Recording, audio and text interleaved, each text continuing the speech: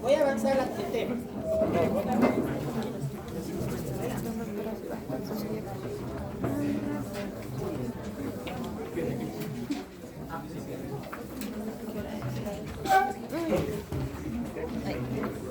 5:41. Dolor torácico, bandera roja. Flag red, ¿no? Flag red. Red flag. Red flag. ¿De acuerdo? Para todo tipo de dolor que hagan semiología, por favor no se olviden de Alicia. ¿Ya? Dolor es igual a Alicia en semiología. Y eso va para ustedes que van a ser médicos de acá a unos 3 años. Para mí, que soy especialista, Alicia. Alicia es un acróstico, incluso sí, mejor si es Alicia Peca, ¿correcto? Y cada letra de Alicia Peca es algo que debo preguntar el dolor. ¿Quieres tu pastilla de agua? ¿No? Como es aparición, desde cuándo le duele, localización, dónde le duele, intensidad, cuándo le duele, carácter o calidad, cómo te duele, atenuación o acentuación, con qué te duele más o te duele menos, periodicidad, es constante o por momentos, evolución, estás peor, estás mejor, y concomitancias, lo que acompaña al dolor. Y analgesia, porque en nuestro país es harto conocido que hay una gran cantidad de automedicación, y a veces el paciente se automedica. ¿Ya? Y muchas veces no vemos al síntoma puro, sino ya lo hemos mezclado con los medicamentos analgésicos que se administran. ¿De acuerdo? Entonces, no olvidar que el dolor torácico es una bandera roja. Esto puede generar una muerte rápida en el paciente. ¿De acuerdo? ¿Cuáles son? Infarto de miocardio, disección de aorta, neumotórax, atención, embolia pulmonar, taponamiento cardíaco. ¿Y cómo nos acercamos a esto para sospecharlo por semiología con Alicia? Esto lo va a ver el cardiólogo, un repaso chiquitito, ¿no? Síndrome de dolor agudo, dolor intenso, retroesternal, opresivo, como si un elefante se parara encima de mi pecho, 10/10 de intensidad, que se puede irradiar al brazo izquierdo o al cuello o a la boca. Puede generar rápidamente la muerte. Es mucho ya que el paciente llegue vivo al hospital, porque la gran mayoría fallecen donde le dio el infarto o en el trayecto. Entonces, si llegó al hospital, es para correr, por ese caso. ¿Ya? Se define con electrocardiograma y enzimas cardíacas. Entonces, no olvidar, esto sí es importante, ¿no? Esto sí va parcial, porque es importante, ¿no? Si el dolor de pecho es agudo, intenso, 3 opciones. 3. Primera opción, la que acabo de decir, también por frecuencia. Segunda opción, neumotórax. Tercera opción, embolia pulmonar. Estas 3, por frecuencia. ¿De acuerdo? No olvidar ese punto también. Disección de aorta. Disección de aorta, dolor torácico, intenso, intensísimo, como si fuera un dolor de muelas en el pecho, como si fuera un taladro. Tanto de dolor que ese paciente se desvanece, llega en síncope. Si ustedes van a ser emergenciólogos, emergenciólogas, y el paciente viene en síncope de emergencia, una causa de síncope, pero deben saber como emergenciólogos, es disección de aorta. Si el paciente viene consciente, te va a decir cómo le duele. A veces ni va a poder hablar, está hipotenso, taquicardia, alta mortalidad. ¿Cómo lo sospechas? Obviamente, si viene así el paciente, lo primero que piensas es infarto de miocardio, pero en el EKG está normal, no hay infarto de miocardio. Entonces, en imágenes ves un mediastino ensanchado mayormente, ¿no? Eso te hace sospechar. ¿Lo puedes definir en nuestra ciudad justo? Por supuesto que lo puedes definir con resonancia, tomografía o ecocardio. Sí lo puedes definir y tienen que estar quirófano rápido. Aquí sí ya está nuestro curso. Estamos en RESPI, neumotórax de atención. Eso sí, paciente de dolor torácico, y según la cuantía del neumotórax viene la disnea. ¿Ya? Y esto lo vas a detectar con IPA, que vamos a ver de acá unas semanas. Incluso en la gente dice la triada de neumotórax, que es timpanismo, es disminución vesicular y disminución de vibración vocal. Es que las triadas tengan mucho cuidado. Es lo que tú debes buscar. Pero a veces el paciente viene ya desvanecido, inconsciente. Ya no te va a decir 33. Pero sabes que debes buscar timpanismo, percusivo, debes disminuir disminución vesicular en la ocultación y la vibración vocal disminuida, pues si está desmayado ya no puede. Pero ya te hace sospechar. Entonces, tenemos de tensión o sospechas y, por supuesto, con una imagen radiográfica o una ecografía lo defines. ¿Ya? Embolia pulmonar. Uy, esto sí requiere alta sospecha clínica. ¿Y cómo lo voy a sospechar? Dolor torácico súbito, ya te dije. Otra opción, disnea súbita. Así está tranquilo, de cuánto se cayó su saturación, se agitó, se puso morado bruscamente. Bruscamente. ¿Ya? Otra, hemoptisis. Pero ¿qué es primero, qué es después? Primero dolor torácico. Le puede seguir la disnea. ¿Y cuándo entra la hemoptisis? Entonces vamos a hacer la revisión. Si se ocluye una arteria pulmonar, todo el pulmón distal a la oclusión arterial ya no tiene oxigenación, ya no tiene alimentación. Entonces este tejido sin perfusión se va a necrosar. Y al necrosarse, hemoptisis. O sea, en otras palabras, en una embolia pulmonar, la hemoptisis es producto de la necrosis del tejido pulmonar que ya no tiene irrigación. Entonces, primero es la obstrucción vascular, luego es el infarto del pulmón y luego es la necrosis. Cuando está en necrosis, hemoptisis. Por eso debes recordar que la triada semiológica de embolia pulmonar es dolor torácico, disnea y hemoptisis. ¿Cuántos pacientes vemos con embolia pulmonar? Vemos frecuentemente. Y tienen estas tres, ¿no? Mayormente tienen dolor torácico. Otros tienen dolor torácico y disnea. Y los pocos tienen hemoptisis, porque ya avanzó. Ya se infartó. Ojo, embolia pulmonar, y luego se infarta el pulmón, y luego se necrosa, y luego hemoptisis. Entonces, embolia pulmonar. No confundir. Una cosa es la triada semiológica de embolia pulmonar, lo acabo de decir. Y los tres síntomas son bandera roja. Dolor torácico, bandera roja. Disnea, bandera roja. Hemoptisis, bandera roja. Y otra cosa es la triada de bicho. ¿No? Ese bicho debe estar contento, ¿no? En el paraíso, ¿no? Porque ha pasado más de 100 años, jóvenes, futuros médicos. Ha pasado más de 100 años y seguimos mencionando al bicho.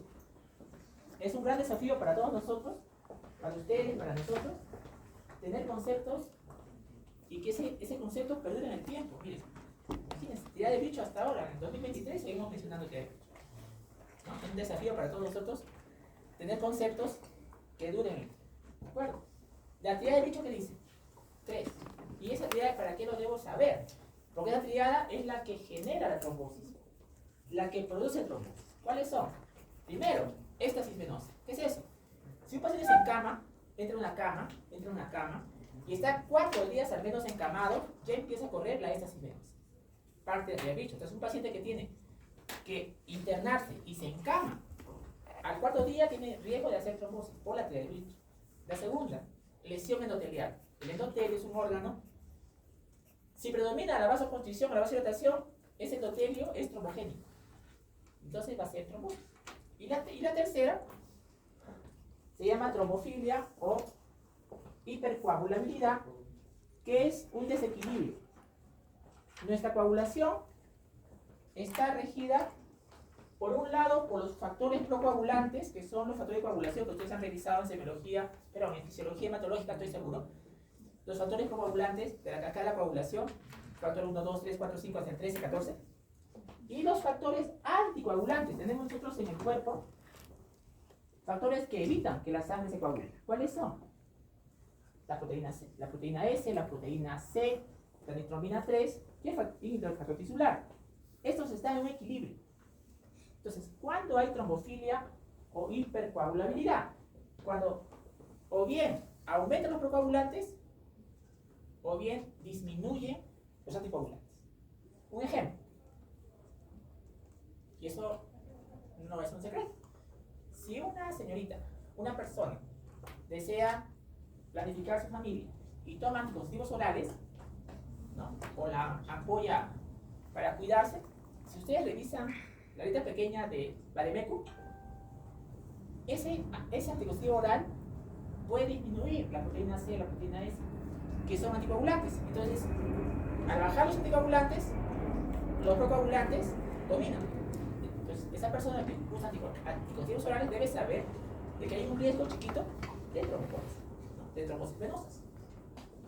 Entonces, pero así como hay por medicamentos, también puede ser por una neoplasia o también puede ser por algo inherente. O sea, la persona nació con un factor anticoagulante disminuido, una proteína S disminuida, entonces esa persona tiene riesgo de trombosis, ¿no?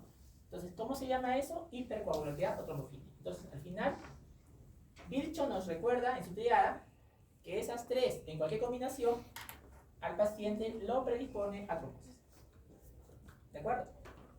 Taponamiento cardíaco es cuando se junta dentro del pericardio líquido. Se produce líquido del área pericárdico. Y ese área pericárdico, al final, es la cantidad tal que al corazón ya no le permite bombear adecuadamente, ¿no? Y se puede reconocer un taponamiento cardíaco por una triada, ¿no? Que es la triada pulso paradójico. ¿Qué es pulso paradójico? Es cuando le tomas el pulso al paciente y cuando el paciente toma aire, se deprime la onda de pulso.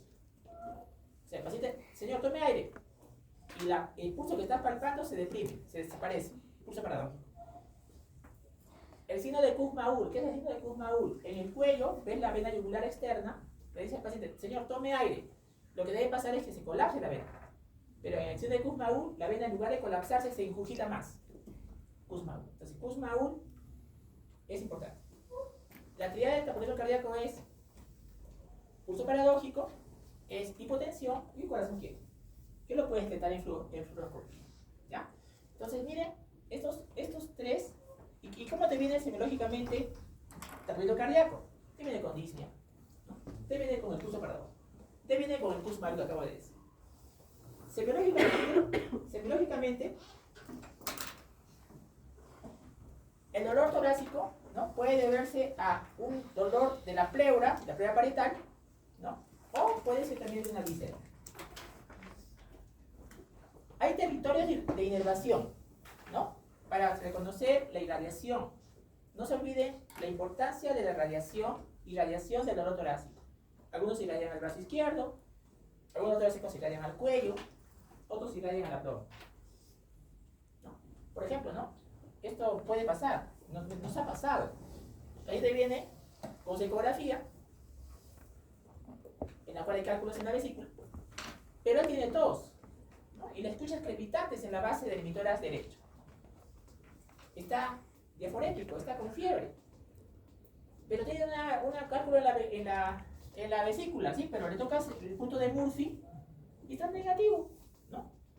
Y le preguntas si tiene dispepsia de grasas, nada. Entonces el paciente tiene una condensación exudativa de base derecha y puede tener, ¿no? Un dolor en el hipocondrio derecho, pero no, en otras palabras, la vesícula en ese momento es inocente. O sea, está ahí, pero no le genera el problema, sino el contexto es de una condensación exudativa. Tiene tos, tiene fiebre, tiene diaforesis, tiene crepitantes. Y la vesícula, con la pierna, ahí está, pues, pero no es el responsable del internamiento. Hay que tratar la condensación exudativa. Bueno, eso sí yo no lo he visto, pero sí está reportado que una de la condensación exudativa se puede irradiar a la fosa ilíaca derecha, ¿no? Y tener un síndrome de fosa ilíaca derecha. Por eso les recuerdo a los jóvenes, futuros médicos, que debemos evaluar bien al paciente. Tenemos que preguntarle y repreguntarle y estar seguros del contexto. Una mediastinitis se puede irradiar, según el buen Suros, hacia el cuello, ¿no? Irradiación de mediastinitis al cuello. Ustedes saben, la inervación nociceptiva, ¿no? Se recoge por la asta posterior del nervio espinal y sube hacia el tálamo, hacia la corteza sensoro-sensitiva. Y lleva información de regiones de dolor. Ya, esto está muy denso. Se ha puesto en esta tabla de acá. ¿Okay? Entonces, el dolor torácico, cuando ustedes tienen un paciente con dolor torácico, primera opción cardíaca. Ya les mencioné infarto y miocardio. Segunda opción, vascular. Ya les mencioné los síndromes aórticos agudos. Primera opción, disección de aorta. Tercer lugar, nosotros como resto, ¿no? Ahí están neumotoras, está condensación exudativa, está derrame pleural. Y cada una tiene una semiología diferente, lo veremos en todo el semestre. Si no es, nuestro curso sería gastrointestinal, ahí está el famoso esofagitis, el reflujo gastroesofágico. ¿Cómo es Alicia del reflujo gastroesofágico? ¿Cómo es la Alicia del reflujo gastroesofágico? ¿Es un dolor retrocesional? Sí, pero es ardor quemazón. En cambio, en el infarto miocardio era opresivo. Y este dolor del reflujo gastroesofágico mejora con antiácidos, empeora al decúbito dorsal después de comer. O sea, si el paciente se recuesta postprandial, le aumenta el dolor. Cuando tiene pirosis es más fácil. No, doctor, me quema la boca del estómago y sube hasta la boca. Eso es pirosis, eso es reflujo, ¿no? Ahí no hay dudas. El desafío es cuando el paciente viene con reflujo gastroesofágico y no tiene pirosis, sino tiene regurgitación, tiene distensión, no está muy claro. Y si tampoco es esto, podría ser un dolor musculoesquelético. El dolor musculoesquelético es localizado, aumenta con la toma de aire, con el movimiento, con la respiración. Incluso si le tocas ahí le duele, ¿no? O sea, tiene sensibilidad local. Y si tampoco es esto, podría ser un dolor de tipo infeccioso, o sea, por herpes zóster, ¿no? Un dolor disestésico, un dolor la cual el paciente dice que le quema, le arde, le hormiguea, dice, le hormiguea.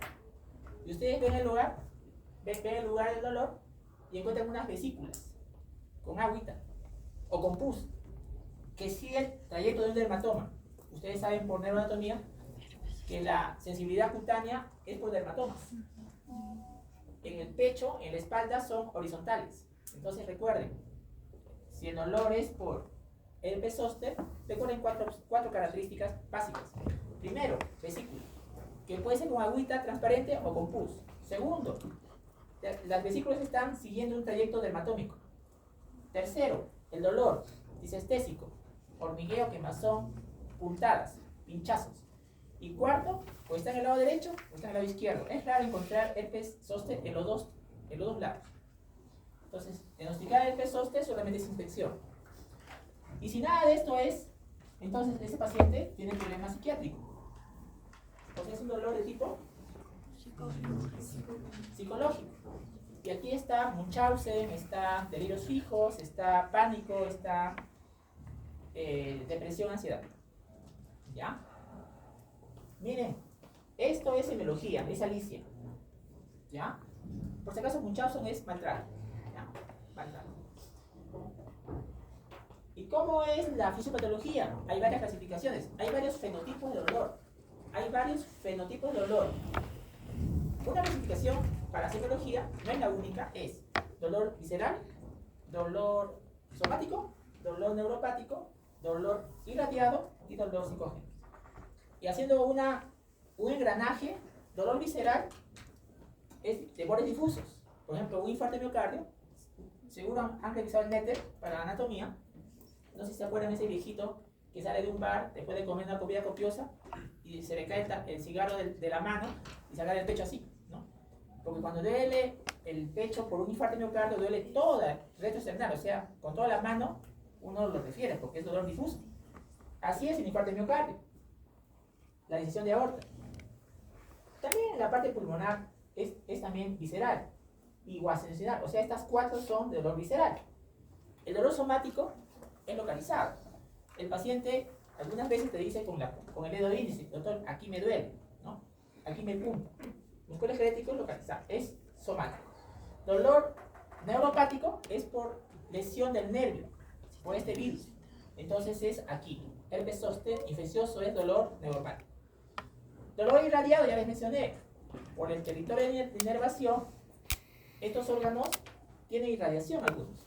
Ya les dije, el corazón, infarto se irradia al brazo izquierdo, ¿no? También les dije también de la condición exudativa se puede irradiar hacia el abdomen, ¿ya? Y gastrointestinal, el reflujo gastroesofágico, a veces se va a pirosis hasta la cavidad oral, ¿no? Entonces, irradiar. Y finalmente el psicógeno, ¿no? Entonces, a el engranaje de la semiología Alicia con la fisiopatología.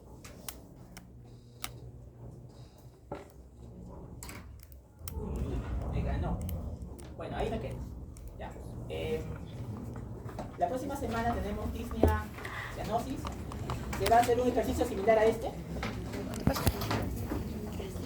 Ya está avisado.